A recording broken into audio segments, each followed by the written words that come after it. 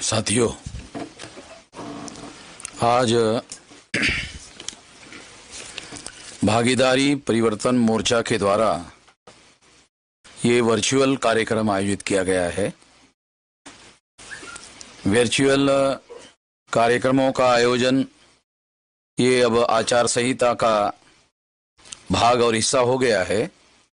इस वजह से ये वर्चुअल कार्यक्रम उत्तर प्रदेश के तमाम जो मतदाता है उनको संबोधित करने के लिए इस तरह का ये कार्यक्रम हम लोग ले रहे हैं। इस कार्यक्रम में सहभागी जनता क्रांति पार्टी राष्ट्रवादी के कमलेश चौहान जी है, रामकरण कश्यप जी है और रामधनी बिंद जी है। उनकी भी पार्टियां है। जब हम लोगों ने 22 तारीख को भागीदारी परिवर्तन मोर्चा की घोषणा की तो उत्तर प्रदेश के राजनीतिक माहौल में एक बहुत बड़े पैमाने पर सरगर्मी उत्पन्न हुई है। एक नया करंट, एक नया राजनीतिक करंट जो है राजनीति में आया है, ऐसा मैं मानता हूं।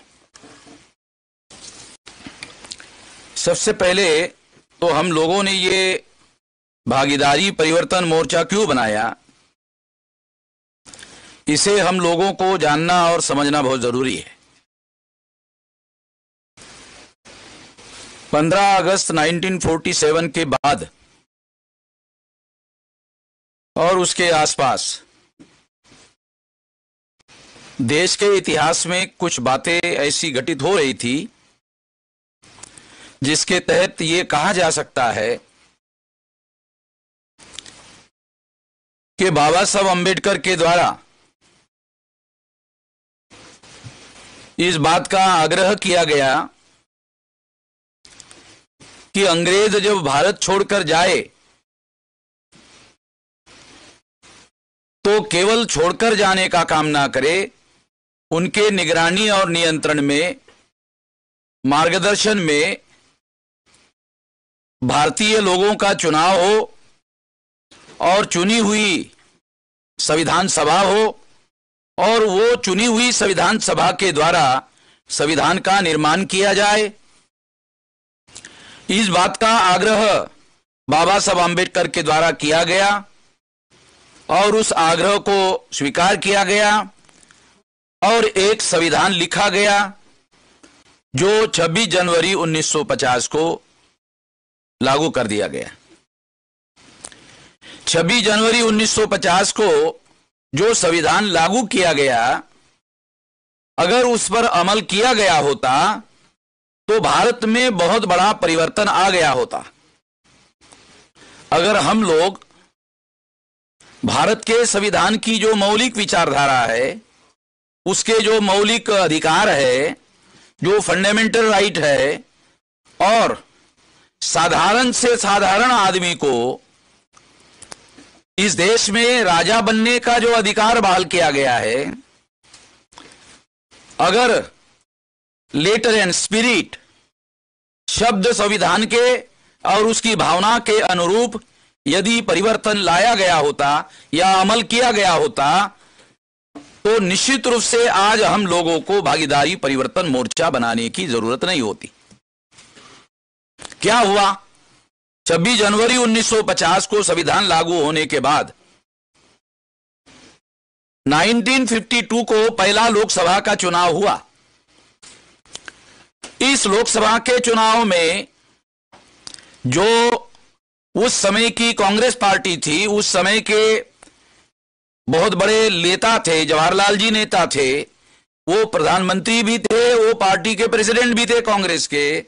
उन्होंने 60% सीटें, जो भारत की समाज व्यवस्था का सबसे ऊपरी हिस्सा है, जिसे वर्ण व्यवस्था में ब्राह्मण क्षत्रिय वैश्य कहा जाता है, उन लोगों को 60% टिकटें बहाल की गई और 47% सीटें चुनवाकर लाई गई। 22.5% एससी और एसटी के लोगों को उन्होंने बाद में चुनाव के बाद मिलाकर उन्होंने भारतीय समाज व्यवस्था में जो सबसे ऊपर के हिस्से में काम करने वाले लोग हैं, उनका हजारों साल से वर्चस्व है, उन लोगों के नियंत्रण में भारत के पहले संसद का नियंत्रण हुआ। और उसके बाद आज हम देखते हैं वो परिस्थिति हैरान करने वाली है। वो परिस्थिति क्या है? हम देखते हैं कि लोकतंत्र जो 4 पिलर पर खड़ा है, जिसमें विधायिका, जहां कानून बनाने का अधिकार है, वहां 5-5 नेशनल लेवल की पार्टियां, आज चुनाव आयोग के द्वारा रजिस्टर्ड नेशनल लेवल की पार्टियां, विप्र समाज कहा जाता है, उनके नियंत्रण में है, जिनकी संख्या इस देश में 3.5% है। और 3.5% लोगों के 5 नेशनल लेवल की पार्टियां है, उन लोगों का विधायिका पर नियंत्रण है। विधायिका पर नियंत्रण का मतलब होता है कानून बनाने वाली सारी संस्थाओं पर नियंत्रण, तो उन्होंने अपने हिसाब के कानून बनाए। दूसरा है कार्यपालिका, जिसमें आईएएस, आईपीएस, आईआरएस अधिकारी जो इंडियन एडमिनिस्ट्रेटिव सर्विसेज को चलाते हैं। इसमें मंडल कमीशन के बाद हम कह सकते हैं कि 5.4% ओबीसी के लोग आ गए हैं। मगर रोहिणी कमीशन जो नरेंद्र मोदी ने बनाया है, उसका जो अंतरिम रिपोर्ट आया है, उस रिपोर्ट के अनुसार यह बताया गया है कि जो एमबीसी वर्ग के लोग हैं, उनका इंडियन एडमिनिस्ट्रेटिव सर्विसेज में 0% है। हैरान करने वाली बात है। इंडियन एडमिनिस्ट्रेटिव सर्विसेज में उन लोगों का 0% है। ये जो 5.4% ओबीसी के लोग आज दिखाई दे रहे हैं, वो भी मंडल कमीशन लागू होने के बाद का डेवलपमेंट है। तो इस तरह से कार्यपालिका पर भी उन्हीं लोगों का नियंत्रण है। यह संविधान में जो लिखा हुआ है उसके विपरीत बात है। तीसरा पिलर है जुडिशरी, जिनको भारत के संविधान का इंटरप्रिटेशन करने का अधिकार है। इतना मौलिक अधिकार है, और इंटरप्रिटेशन के आधार पर वो कानून और संविधान लिखने का काम तक कर सकते हैं। इतना बड़ा अधिकार उनके पास है।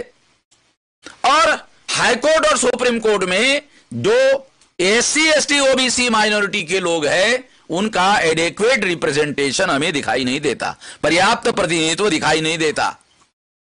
ये आंकड़े सरकार के हैं, जिसके आधार पर मैं आप लोगों को बता रहा हूं। और चौथा पिलर है, वो है मीडिया। मीडिया 4 प्रकार का है। इलेक्ट्रॉनिक मीडिया है, प्रिंट मीडिया है, ट्रेडिशनल मीडिया है, और होकल मीडिया, जैसे मैं बोल रहा हूं, भाषा का उपयोग कर रहा हूं, जो भाषा मुझे आती है उसका उपयोग कर रहा हूं। हमारे बहुत सारे लोग हैं, हम जिस समाज को बिलोंग करते हैं, उनको बहुत सारी शुद्ध भाषा भी बोलना नहीं आता है। ये हमारी दिक्कत है। अगर हम भोजपुरी एरिया में या अवधी के एरिया में जाए, तो उनको अगर शुद्ध हिंदी में बोलने के लिए कहा जाए तो बहुत दिक्कत होती है। तो इसका मतलब है कि वोकल मीडिया में भी हमारे लोगों की कोई आवाज नहीं है। जो मीडिया 4 प्रकार का है, इलेक्ट्रॉनिक मीडिया, और ये सोशल मीडिया आया है, तब से कोई हमारे लोगों की बात हो रही है। उसके बाद में जो प्रिंट मीडिया है, प्रिंट मीडिया में हमारी कोई खबरें आती नहीं है। और ट्रेडिशनल मीडिया में आप लोग जानते हैं, मुरारी बापू है, आसाराम बापू है, तो ये बहुत सारे बापू लोग हैं। वहां तो 100% कब्जा है, वहां तो घुसने की भी दरवाजा भी हम लोगों के लिए नहीं है, 100% उधर है। और चौथा मीडिया है वोकल मीडिया, जिसके आधार पर हम माइक पर बात कर रहे हैं। ये लोकतंत्र के 4 पिलर हैं। ये जो लोकतंत्र के 4 पिलर हैं, ये चारों पिलर पर विप्रजनों का कब्जा है। उत्तर प्रदेश की भाषा बोल रहा हूं, विप्रजन, ये तुलसीदास ने विप्र शब्द का इस्तेमाल किया ना, तो उत्तर प्रदेश के लोगों को मालूम है विप्रजन क्या होते हैं। हाँ, ब्राह्मण होते हैं, मगर उन्होंने ब्राह्मण शब्द के बजाय विप्र शब्द का, पूजिए विप्र गुणहीन, ऐसा पूजिए विप्र गुण ज्ञान शील ही नान, पूजिए शूद्र गुण ज्ञान शील प्रवीण, ऐसा उन्होंने रामचरितमानस में लिखा हुआ है। ये लिखी बात है, हमारी लिखी हुई नहीं है, उनकी लिखी हुई है। तो इस तरह से मैं ये कहना चाहता हूं कि ये चौथा जो पिलर है, ये चौथे पिलर में ये चारों के चारों पिलर लोकतंत्र के उनका कब्जा है। अगर ये सोशल मीडिया नहीं आता तो फिर तो हम वामन मेश्राम नाम का कोई आदमी इस धरती पर पैदा हुआ शायद ये भी पता नहीं चलता, और ओवैसी साहब है ये भी पता नहीं चलता, या बाबू सिंह कुशवाहा जी है इनका भी कोई पता नहीं चलता। ये तो सोशल मीडिया का चमत्कार है जिसकी वजह से हम लोग ये कह पा रहे हैं कि बाबू सिंह जी हमारे मुख्यमंत्री पद के उम्मीदवार होंगे, ऐसा हम कह रहे हैं। और जिस दिन प्रेस कॉन्फ्रेंस हुई हमारी 22 तारीख को, तो अभी हमारा कितना 6 लाख 6.5 लाख हो गया, 6-7 लाख लोगों तक गया वो प्रेस कॉन्फ्रेंस की जो आवाज है।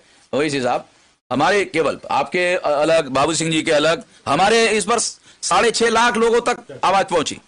तो इसका मतलब है कि अभी हमारी आवाज जो है बिल्कुल भी लोगों तक नहीं पहुंच रही है, ऐसा नहीं है। अभी बहुत बड़े पैमाने पर, और 20,000 से ज्यादा शेयर है। 20,000 से शेयर का मतलब है 2 करोड़ से ज्यादा। 20,000 शेयर का मतलब है 2 करोड़ लोगों से ज्यादा लोगों तक हमारी आवाज पहुंच गई है, ऐसा उसका अर्थ होता है। मैं जो बताना चाह रहा हूं, मैं क्या बताना चाह रहा हूं, ये कब्जा आजादी का आंदोलन में जो लोग शहीद हुए, क्या इसलिए हुए कि इन्हीं लोगों का कब्जा हो जाए? इसके लिए तो नहीं हुए, मगर ऐसा हुआ, कब्जा हुआ। इस कब्जे को बदलने के लिए ही ये परिवर्तन, ये भागीदारी परिवर्तन मोर्चा हमने बनाया। ये जो नियंत्रण है ये बदलने के लिए ही हम लोगों को ये परिवर्तन मोर्चा बनाना पड़ा। ये बताने के लिए ही मैं ये बैकग्राउंड आप लोगों को बता रहा था, अन्यथा ये बैकग्राउंड बताने की कोई जरूरत नहीं थी। ये बैकग्राउंड इसलिए बताया कि हम लोगों को ये परिवर्तन मोर्चा इसीलिए बनाना पड़ा। और केवल भागीदारी मिलने से परिवर्तन होने वाला नहीं है, भागीदारी मिलने से परिवर्तन नहीं होगा, सत्ता पर नियंत्रण करने से परिवर्तन होता है, भागीदारी से परिवर्तन नहीं होता है। मैं बैकवर्ड क्लासेस के लोगों को यह कहना चाहता हूं कि आप लोग भागीदारी से संतुष्ट हो जाते हो, भागीदारी से परिवर्तन नहीं होगा, नियंत्रण से, सत्ता पर नियंत्रण से परिवर्तन होगा। तो ये करने के लिए हमने अलग से एक गठबंधन बनाया। इस गठबंधन को आप लोग समर्थन देंगे, इतना ही मैं कहना चाहता हूं।